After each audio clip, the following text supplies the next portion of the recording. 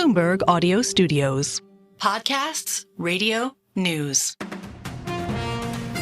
This is the Bloomberg Daybreak Europe podcast, available every morning on Apple, Spotify or wherever you listen. It's Thursday, the 8th of August here in London. I'm Caroline Hepker. And I'm Stephen Carroll. As market volatility continues, JPMorgan increases its US recession risk to 35% by the end of the year. Anti-racism counter-protesters turn out in their thousands across the UK as a threatened night of far-right demonstrations fails to materialise. Plus, our exclusive interview with the Eurogroup chief Paschal Donohoe, who tells us the European Union must be ready to take action for a potential second Donald Trump presidency.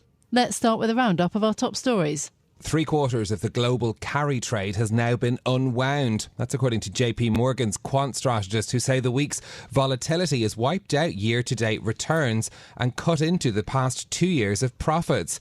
Bloomberg's Markets Live's Mark Cranfield says Japan, one of the homes of the carry trade, is still not stable. It's a dysfunctional market you're seeing in Japan, and that's not too surprising when you consider the extreme volatility you've seen in the past week. It's really a market currently of headless chickens. People are just chasing everything, every headline, every nuance. So in terms of expecting volatility to die down, unlikely. We're going to have plenty of it, and we've got US elections coming as well. People are just going to get used to it. That's Mark Cranfield from our MLive team there. His comments on the US come as JPMorgan has ramped up its recession forecast. America's largest bank now sees a 35% chance of a downturn before the end of the year. The lender also pared back its interest rate forecast, taking the chance of central banks keeping interest rates higher for longer back to 30%. Well, that's the market story. Thousands of people took to the streets across the UK yesterday to stand against planned far-right riots. Here are some counter-activists speaking to crowds in Birmingham last night. We are defending our area. We are letting them know we live here, we work here, and we enjoy our lives here, and no one's going to come and destroy that.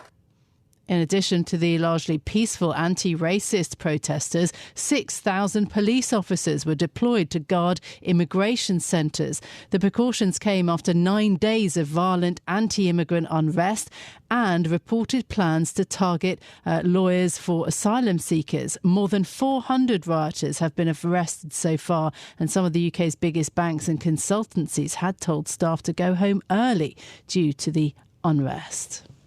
Ukraine has mounted its biggest assault on Russian territory since the war began in February 2022. Vladimir Putin was told 1,000 Ukrainian troops had crossed the border in a televised briefing the Russian leader orchestrated with his defence chiefs. Ukraine has moved to target Russian infrastructure and industrial capacity alongside military facilities to try to undermine the Kremlin's war as the conflict enters its third year. European gas prices surged to the highest level this year on unconfirmed reports that Ukrainian troops had seized a key LNG transit point near the border with Russia. The Eurogroup president has told Bloomberg Radio that the prospect of another Donald Trump presidency should push Europe to make its economy more autonomous. Paschal Donohoe, who chairs the Forum of Euro Area Finance Ministers, says that it's a serious issue for the EU.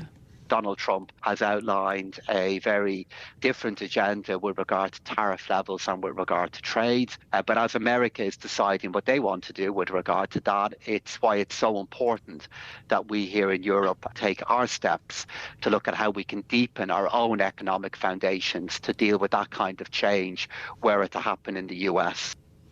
The Eurogroup president's comments to Bloomberg Radio echo those of ECB President Christine Lagarde, who said earlier this year that Europe should brace for harsh decisions if Trump wins November's election. Meanwhile, President Joe Biden has said that he's not confident of a peaceful transition of power if the Republican candidate loses the vote. He was speaking to CBS News in his first interview since he ended his own re-election bid. Just some breaking news this hour. The German engineering giant Siemens has upgraded its earnings and revenue outlook for the full year. It's now seeking revenue growth of between 4 and 8% above estimates. This, as the company reported, higher than expected orders and profits from its industrial business in the third quarter. Now, 3 Taylor Swift concerts have been cancelled in Europe over a suspected terror plot. The singer was scheduled to play at the Ernst Happel Stadium in Vienna this evening, but the event organiser says that they had, quote, no choice but to cancel the shows for everyone's safety. 2 suspects have been arrested over the alleged plan, which looked to target major events in the country's capital. And Britain's employers have stepped up hiring for white-collar jobs in the latest sign of a tight labour market. Job postings in July were 14% higher than last year on recruiter Robert Walters' site, a record not seen since the post-pandemic rebound. The positive economic news may spell trouble for the Bank of England, which is concerned about higher wages. Separate data from the Recruitment and Employment Confederation shows a rise in starting salaries.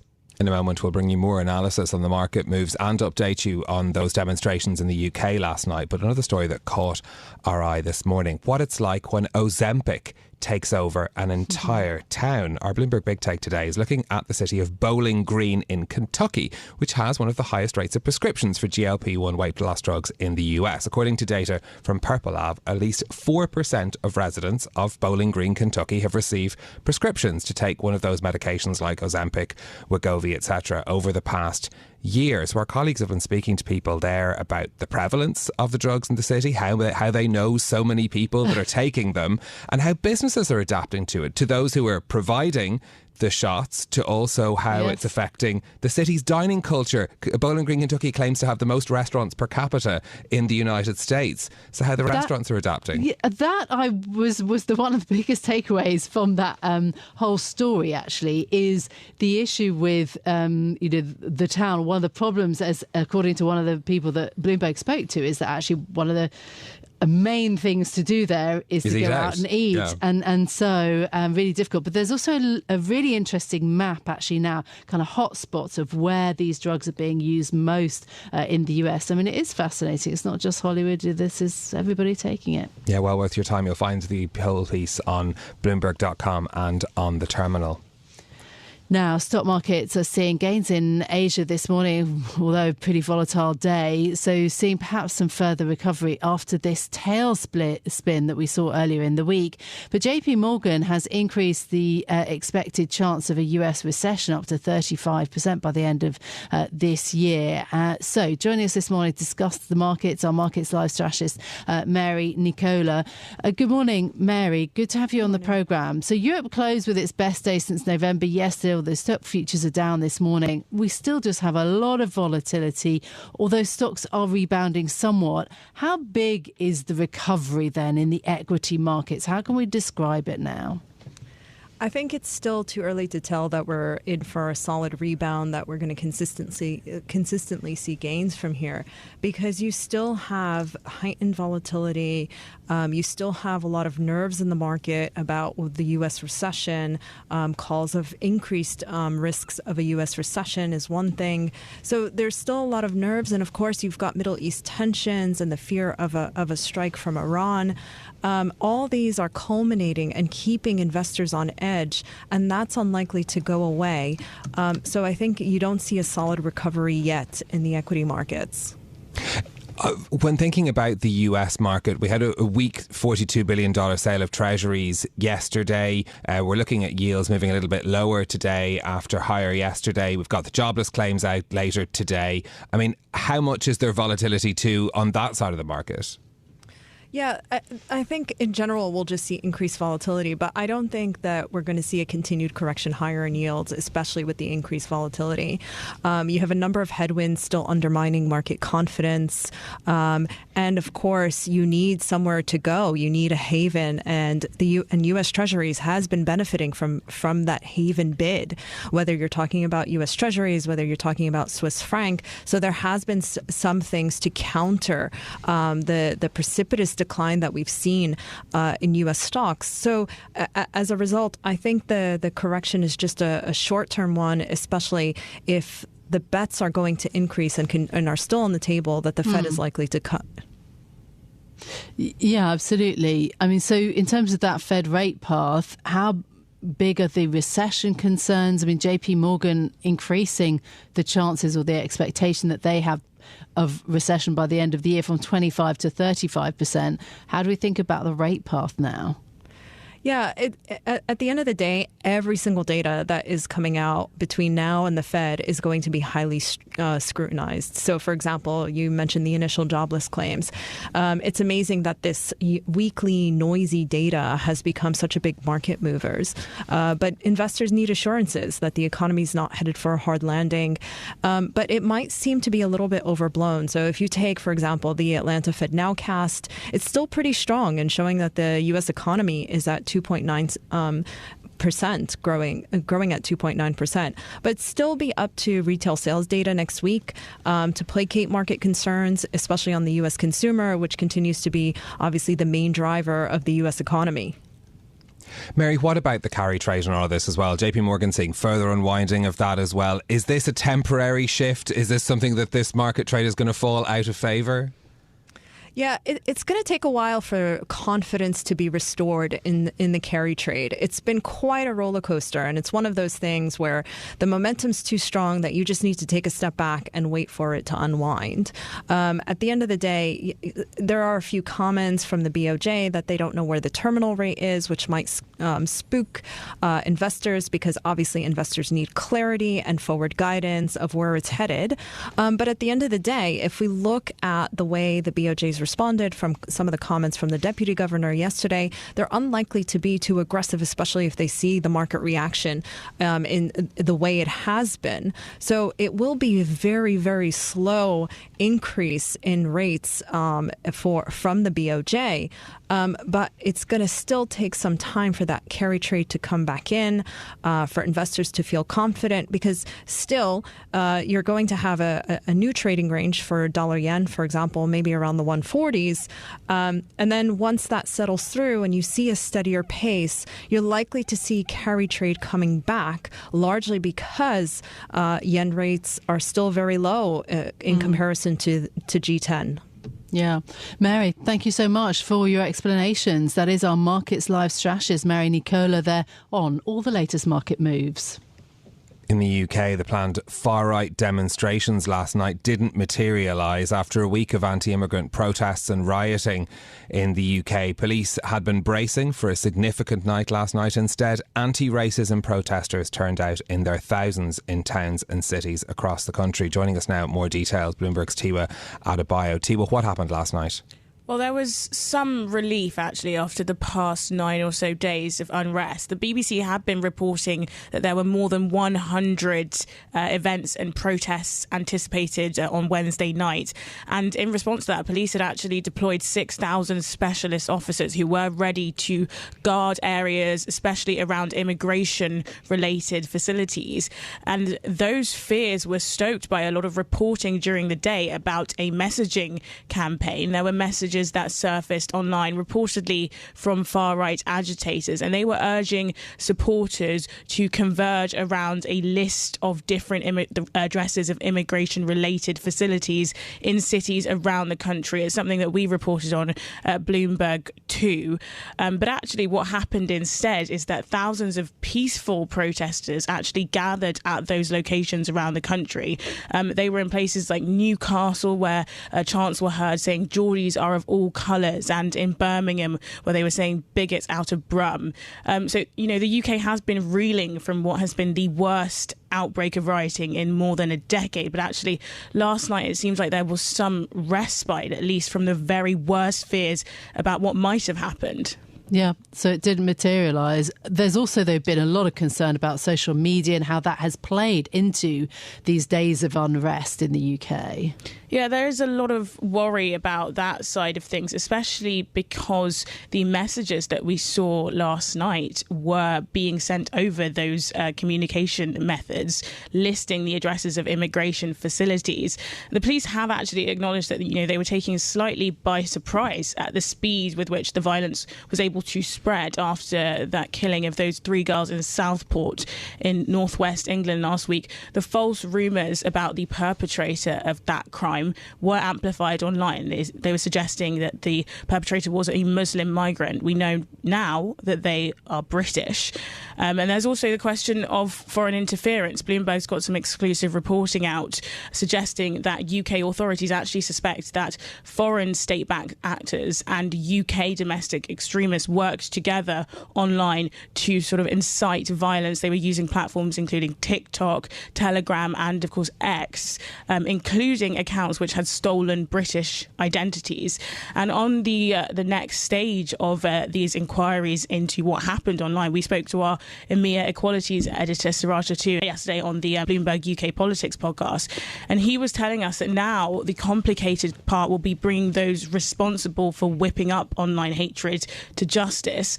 At the moment, people are being arrested and prosecuted under something called the Communications Act.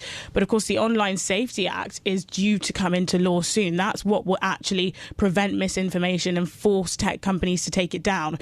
That hasn't yet come into play. It's expected in early 2025. So it's yet to be seen just how and if the perpetrators of those crimes will come to justice. And just briefly, Tiwa, you've been reporting as well on some of the economic cost of this, people being sent home early yesterday. Yeah, I spoke to a number of employees at different firms across the City of London. Some were offered more flexibility in terms of working from home. Some were allowed to commute in later. And actually, a number of firms acknowledged what was going on in emails to all their employees. So it's definitely cutting through in terms of businesses in the City of London.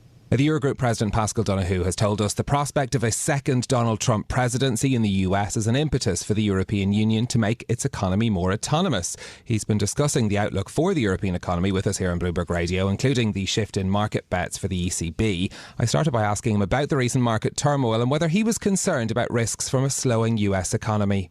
Well, there's always risks when we see really important trading partners have a change in their economic outlook. So whether it be America, whether it's other parts of the global economy, if their economic outlook begins to change, of course that can have an effect, particularly on such an important trading partner as Europe has in America. But again, I would just go back to the medium-term outlook for the American economy. It continues to look really positive. Their performance in the aftermath of the pandemic has been so strong in terms of employment growth and economic growth itself. And despite the volatility in markets in recent days, my own sense is that performance and that outlook continues to be there. Part of the effect of the market turmoil, though, has been markets pricing in more rate cuts from the European Central Bank. Would further rate cuts be welcome in your view, or are they a signal of weakness in the euro area economy? Well, that's the decision very much for the European Central Bank to make. And we always respect, as finance ministers, their independence in decisions they make. But I think their indication is that they believe we are going in broadly in the right direction with regard to inflation. They'll continue to monitor it. And if that journey with inflation continues, that will have positive consequences then for decisions they make. I think that can only help where we are in our ability to increase growth within Europe. And if I look at the project that we need to deliver here in Europe, it's about how we can improve our growth performance as we have been successful in getting inflation down. And regardless of what happens in other parts of the world, Stephen, that's the journey that we need to continue on. Well, one of the issues that you raised after the last Eurogroup meeting in July was the issue of sustainable fiscal consolidation. Gradual and sustained was the language that you used, what was needed in the euro area. What does that look like in practical terms? What it looks like practically is the very big energy support measures that were in place in different national economies when inflation was so high that they need to be phased out and entirely removed in 2025. We have across so many economies at the moment fiscal measures that were put in place through taxation and through expenditure with the aim of offsetting the impact of high energy pricing. As we have seen inflation come down and as we have seen the cost of energy come down, practically what that now means is those support measures that were in place that were meant to be temporary come to an end next year. And if they come to an end, that in turn will create the opportunity for deficits across the euro area in 2025 to come down again. So that's the big practical next step that we need to deliver. There's the political realities of that as well, though. And in countries like France, for example, where we're in sort of political stasis, is it going to be possible for countries like France to achieve that aim? Are you worried about the French public finances? My view is, if you look at the euro area budget outlook, and even if you look at the outlook of economies such as the French economy, I'm very confident in the stability of their public finances and the stability of the euro area overall. Of course, in order for a budget to be passed within the French Parliament, there needs to be a government in place, and there needs to be the political consensus to implement that budget. And look, that work is underway, and I'm sure will only intensify in the aftermath of the Olympics. But overall, I am very confident in the outlook of the euro area deficit and our ability to manage that. And I also believe that in our bigger economies, such as the French economy, over time, we will have the ability to see those levels of borrowing go back to a more normal place. Just another international issue that's facing the euro area economy, or could potentially, if there's another Donald Trump presidency, if that were to materialise after November's election. Do you see that as being a risk to the euro area economy in terms of tariffs? That risk is there. It's up to, obviously, to the American people to decide who they want as their next president. But Donald Trump has outlined a very different agenda with regard to tariff levels and with regard to trade. But as America is deciding what they want to do with regard to that, it's why it's so important that we here in Europe take our steps to look at how we can deepen our own economic foundations to deal with that kind of change were it to happen in the US. I believe the relationship between Europe and the US is one that is important on so many different levels for both sides of the Atlantic. But I also believe that here in Europe, we need to continue to deepen our own economic autonomy, to deepen the performance of our economy and the strength of our economy here in Europe, so that we're in a stronger position to deal with the kind of changes that may come out of America. So, of course, it's a really serious issue that could develop across next year. But we here in Europe, I'm confident, will be well positioned to be able to continue to develop the relationship with the US, but to do it in a way that, from a European perspective, is stronger.